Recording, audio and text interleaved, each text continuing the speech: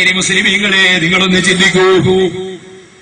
കേരളത്തിലുണ്ട് ഒരു രാഷ്ട്രീയ പാർട്ടിയുടെ നേതാവ് കൂടിയായ ഒരു വലിയ പ്രസംഗകൻ.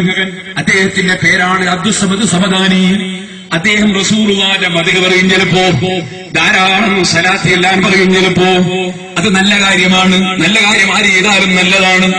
പക്ഷെ അദ്ദേഹം ആ സമയത്ത് ഇഖ്ബാലിന്റെ ചില പറ്റങ്ങൾ ഉദ്ധരിക്കും. അതുകൊണ്ട് അബ്ദുസ്സമദ് സമദാനിയെ ഈ മൗലവിമാർക്ക് കണ്ടൂടാ. മൗലവി അതാ സമദാനിയെ കൊണ്ട് പറയുന്നതെന്ന് കേട്ടോളൂ. റസൂലുള്ളാഹിന്റെ മദ്ഹ് പറയുന്ന കുഴപ്പം പലപ്പോഴും നമ്മുടെ കേരളത്തിൽ പ്രസംഗിക്കുന്ന പലരും, വാർഷിക പ്രഭാഷണം നടത്തുന്ന പലരും ഇഖ്ബാലിന്റെ കവിതയിലൂടെ റസൂലിനെ പരിചയപ്പെടുത്താറുണ്ട്. അബദ്ധമാണ്. ലോകത്ത് സംഭവിച്ച ഏറ്റവും വലിയ ദുരന്തങ്ങളിൽ മുസ്ലിം ലോകം അനുഭവിക്കുന്ന ദുരന്തം ജോർജ് ഡബ്ല്യു ബുഷിന്റെ കടന്നുവരവല്ല, ഈ മാതിരി തകർച്ചയാണ്. മനസ്സിലായില്ലേ? ജോർജ് ബുഷിനേക്കാളും പ്രയാസം അബ്ദുസ്സമദ് സമദാനി. അദ്ദേഹം ഇഖ്ബാലിന്റെ പദ്യം ഉദ്ധരിച്ച് റസൂലുള്ളാഹിന്റെ മദ്ഹ് പറയുന്നതാണ് പോയി. ജോർജ് ബുഷിനേക്കാളും സമുദായത്തിന് പ്രയാസം. ഞാൻ ചോദിക്കട്ടെ, ഇതൊരു മുസ്ലിം ഉമ്മത്തിന് അംഗീകരിക്കാൻ കഴിയുമോ?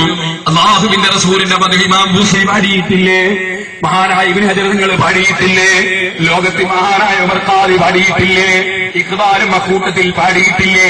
ആ ഇഖ്ബാലിന്റെ പദ്യം ഉദ്ധരിച്ച് റസൂലുള്ളാഹിന്റെ മദ്ഹ് പറഞ്ഞാൽ അത് ഹറാമാണോ മൗലവി? ശിർക്കാണോ മൗലവി? കറാഹത്താണോ മൗലവി? ജോർജ് ബുഷിനേക്കാളും ഇസ്ലാമിന് അബദ്ധമുള്ള വ്യക്തിയായി അബ്ദുസ്സമദ് സമദാനിയെ പരിചയപ്പെടുത്തിയത് റസൂലുള്ളാഹിന്റെ മദ്ഹ് പറഞ്ഞതിന്റെ പേരിലല്ലേ? നിങ്ങളെ സമുദായം തിരിച്ചറിയുന്നുണ്ട് കേട്ടോ. ഇനിയും ഞാൻ പറയട്ടെ, ഈ മൗലവി റസൂലുള്ളാഹി സ്വല്ലല്ലാഹു അലൈഹി വസല്ലം തങ്ങളുടെ കുടുംബത്തിൽപ്പെട്ട തങ്ങന്മാരിൽ ഏറ്റവും വലിയൊരു ആലിം